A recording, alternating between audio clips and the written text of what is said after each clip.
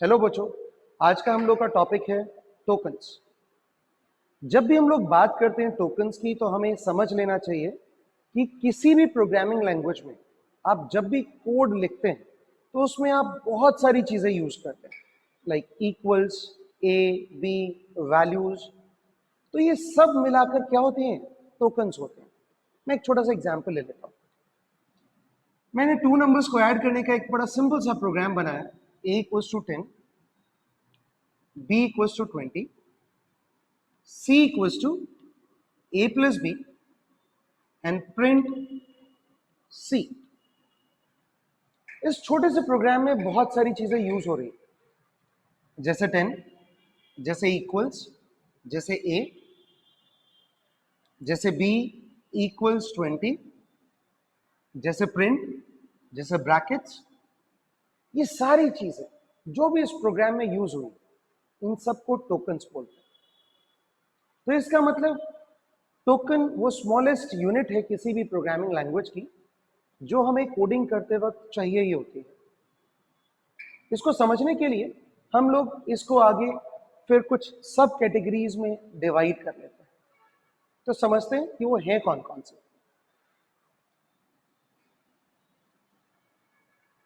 जब भी बात करते हैं हम लोग टोकन्स की, तो टोकन्स को हम लोग नॉर्मली सबसे पहला क्या है? कीवर्ड। सेकंड है हमारा आइडेंटिफायर्स।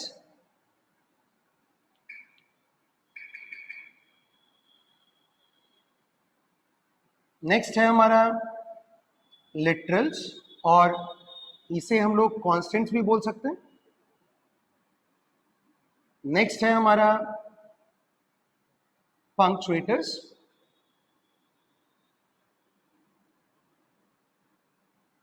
और उसके बाद है हमारा लास्ट ऑपरेटर्स।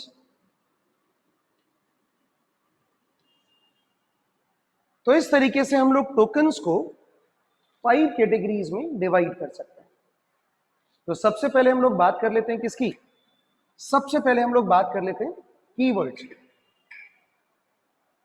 तो कीवर्ड किसी भी लैंग्वेज में प्री डिफाइंड वो वर्ड्स हैं जिनका कोई ना कोई स्पेशल मीनिंग होता है। जैसे कि अगर हम लोग बात करें तो आगे हम लोगों को ये चीजें देखने को मिलेंगी भी, लेकिन हाँ अभी मैं कुछ एग्जाम्पल्स उनके बता देता हूं। जैसे कि फॉर, जैसे कि वाइल, जैसे कि ब्रेक, कंटिन्यू,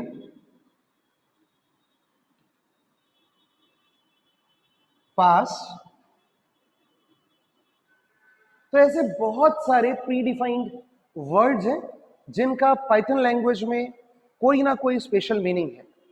तो उन वर्ड्स को हम लोग क्या बोलते हैं? जिनका ऑलरेडी कोई ना कोई मीनिंग होता है लैंग्वेज के अंदर, उनको हम लोग बोलते हैं बच्चों कीवर्ड्स। ठीक है, तो हम लोग नॉर्मली बोलते हैं कि कीवर्ड्स वो रिजर्व्ड वर्ड्स होते हैं जो किसी भी लैंग्वेज के अंदर पहले से डिफाइंड होते हैं, उनका स्पेशल मीनिंग होता है और वो पहले से डिफाइंड होता है। आइडेंटिफायर्स।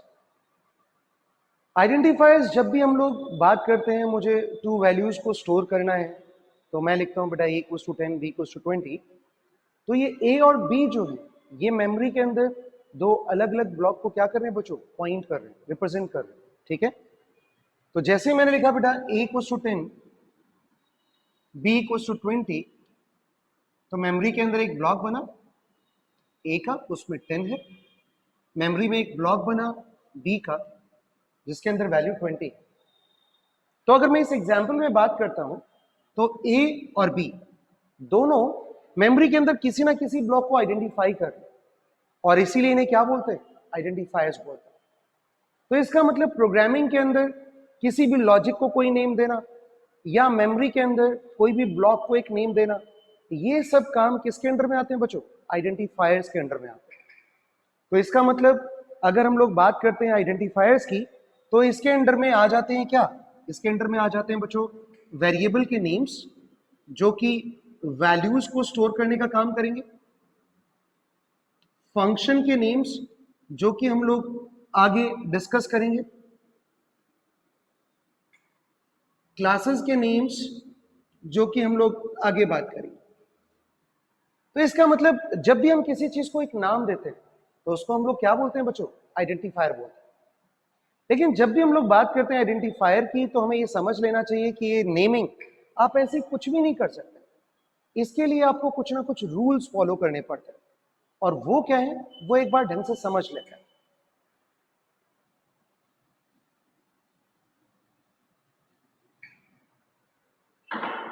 रूल नंबर 1, कोई भी आइडेंटिफायर जो है वो अल्फाबेट, डिजिट एंड अंडरस्कोर, इन तीनों के कॉम्बिनेशन से बन सकता है। इसका ये बिल्कुल मतलब नहीं है कि आप जो यूज करेंगे वो सारे अल्फाबेट होने चाहिए, या वो सारे डिजिट होने चाहिए, या वो सारे अंडरस्कोर होने चाहिए, या ये भी जरूरी नहीं कि तीनों ही यूज होने चाहिए, ऐसा कोई जरूरी नहीं। लेकिन हाँ, कोई भी जो आइडेंटिफायर है वो कॉम्बिनेशन ऑफ अल्फा, डिजिट या अंडरस्कोर हो सकता है। इसके अलावा स्पेशल कैरेक्टर्स अलाउड नहीं होते। अगर हम लोग बात करें अंडरस्कोर को अगर छोड़ देते हैं तो उसके अलावा कोई और स्पेशल कैरेक्टर उसमें अलाउड नहीं होता। स्पेसेस भी नहीं अलाउड होते।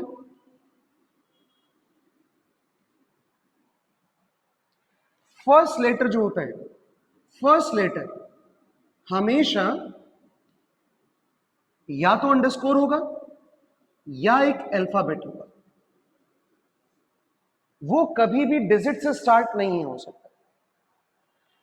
तो ये नॉर्मल से हमारे रूल्स हैं जो हमें याद रखने चाहिए जब भी हम लोग कोई आइडेंटिफायर स्पेसिफाई करते हैं। ठीक है, कुछ वैलिड और इनवैलिड आइडेंटिफायर्स के हम लोग एग्जांपल्स देख लेते हैं।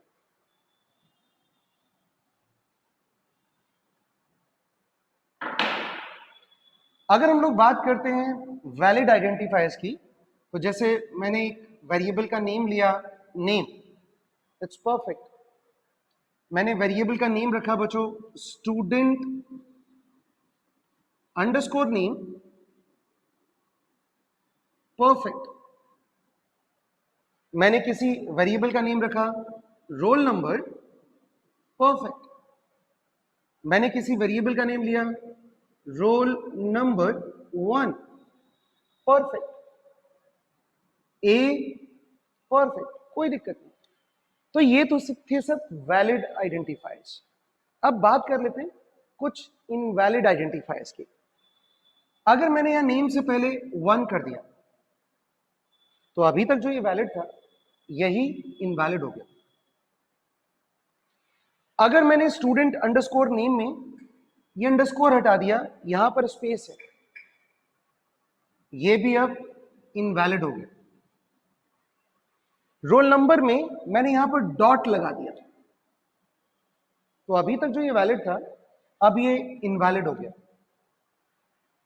रोल नंबर में जो अभी तक ये 1 था लास्ट में, इसको मैंने पहले लगा दिया, इनवैलिड हो गया। ए जो अभी तक वैलिड था इसके साथ में मैंने लगा दिया परसेंट, ये इनवैलिड हो गया।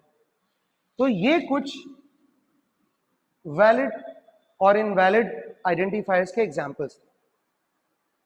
तो बच्चों उम्मीद है ये तो सब लोगों को समझ में आ गया होगा। अब हम लोग आगे बात करते हैं लिटरल्स की।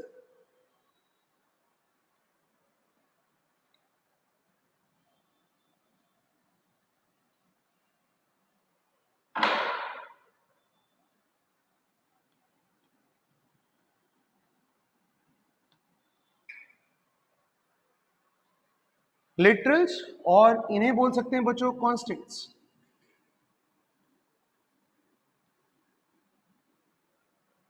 अगर मैं एग्जांपल लेता हूं, मैंने a इक्वल्स टू 10 किया, तो ये जो 10 है ना बच्चों, ये क्या है? ये हमारा लिटरल है। a क्या है बच्चों? a एक वेरिएबल का नेम है जिसके अंदर हमने फॉर अ टाइम बीइंग एक वैल्यू स्टोर की है 10। तो ये वेरिएबल का नेम है, वेरिएबल का नेम है मतलब ये आइडेंटिफायर है। इसका मतलब जब भी हम किसी भी प्रोग्रामिंग लैंग्वेज की बात करते हैं तो जो भी आप छोटी छोटी चीजें यूज कर रहे हो ना, वो सब क्या है? वो टोकन्स। चलो थोड़ा सा लिटरल्स को हम लोग और डिस्कस कर लेते हैं। तो इसका मतलब ये तो हम लोगों को समझ में आ चुका है शायद कि जो भी हम लोग किसी भी प्रोग्राम के अंदर वैल्यूज यूज करते हैं, उन वैल्यूज को नॉर्मली हम लोग क्या बोलते हैं? लिटरल्स बोलते हैं। अगर हम लिटरल्स की आगे बात करें तो हमारे पास पाइथन के अंदर सबसे पहले है इंटीजर कॉन्स्टेंट्स।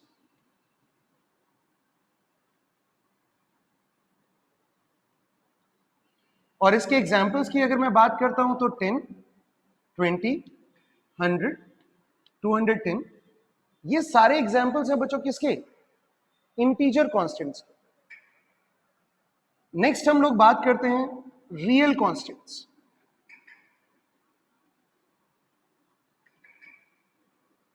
तो जब भी हम पॉइंट्स में वैल्यूज लेते हैं लाइक 1.73, ये रियल कॉन्स्टेंट्स। 2.192, ये रियल कॉन्स्टेंट्स। हम लोग जब भी बात करते हैं स्ट्रिंग कॉन्स्टेंट्स की,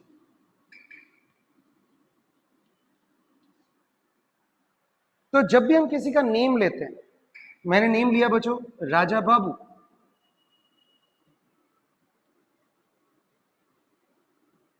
सिंगल कोट्स में राजा बाबू, डबल कोट्स में, और राजा बाबू बच्चों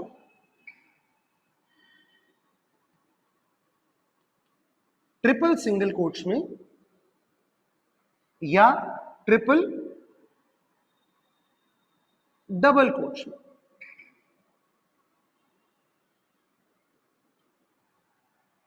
ये जो सारे एग्जाम्पल्स हैं, सिंगल कोट्स में, डबल कोट्स में, ट्रिपल सिंगल कोट्स में, ट्रिपल डबल कोट्स में, ये सारे के सारे एग्जाम्पल्स हैं बच्चों स्ट्रिंग कॉन्स्टेंट्स के।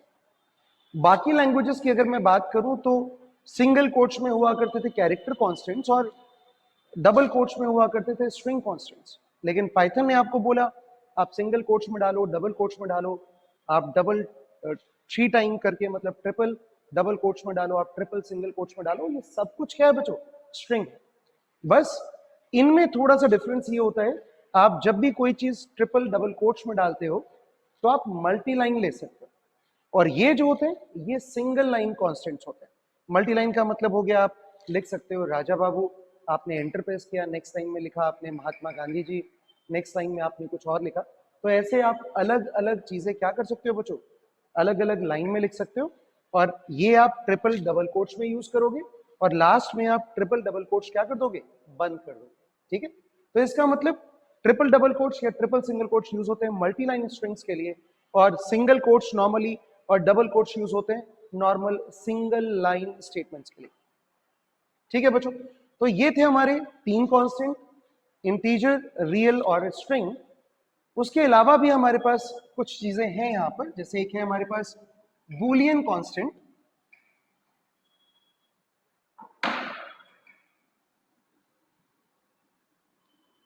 जिसमें हम लोग लेते हैं बच्चों ट्रू, फॉल्स। तो ये हमारे कुछ लिटरल्स थे जो हम लोग पाइथन लैंग्वेज में यूज करते हैं। नेक्स्ट टॉपिक हम लोग पिक करते हैं बच्चों पंक्चुएटर्स का।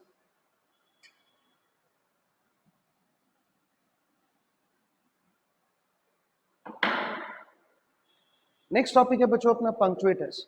तो पंक्चुएटर किसी भी प्रोग्रामिंग लैंग्वेज में यूज होने वाले कुछ छोटे छोटे सिंबल्स, जैसे अगर हमें कहीं सेपरेटर की तरह यूज करना है तो हम कॉमा यूज कर लेते हैं, हम लोग कहीं कहीं कॉलन यूज कर लेते हैं, हम लोग ब्रैकेट्स यूज कर लेते हैं, हम लोग करली ब्रैकेट्स यूज कर लेते हैं। तो ये जो है ये वो कुछ कॉमन पंक्चुएटर्स हैं जो हम पाइथन के अंदर यूज करते हैं। तो बच्चों आज हम लोगों ने कौन कौन से टॉपिक्स डिस्कस किए? आज हम लोगों ने सबसे पहले समझा कि टोकन क्या होता है, फिर हम लोगों ने बात की कि टोकन के बहुत सारी कैटेगरीज है, उसमें सबसे पहले हम लोगों ने बात की कौन सी? कीवर्ड्स की। फिर हम लोगों ने बात की आइडेंटिफायर्स की, फिर हम लोगों ने बात की लिटरल्स की, फिर हम लोगों ने बात की पंक्चुएटर्स की। हमारा अभी एक और बचता है जिसे हम लोग क्या बोलते हैं? ऑपरेटर्स। तो ऑपरेटर्स बच्चों हम लोग नेक्स्ट क्लास में डिस्कस करेंगे। उम्मीद है सब लोगों को जितना आज कराया वो समझ में आ गया होगा। तो नेक्स्ट क्लास में मिलते हैं बच्चों ऑपरेटर्स के साथ। थैंक यू बच्चों।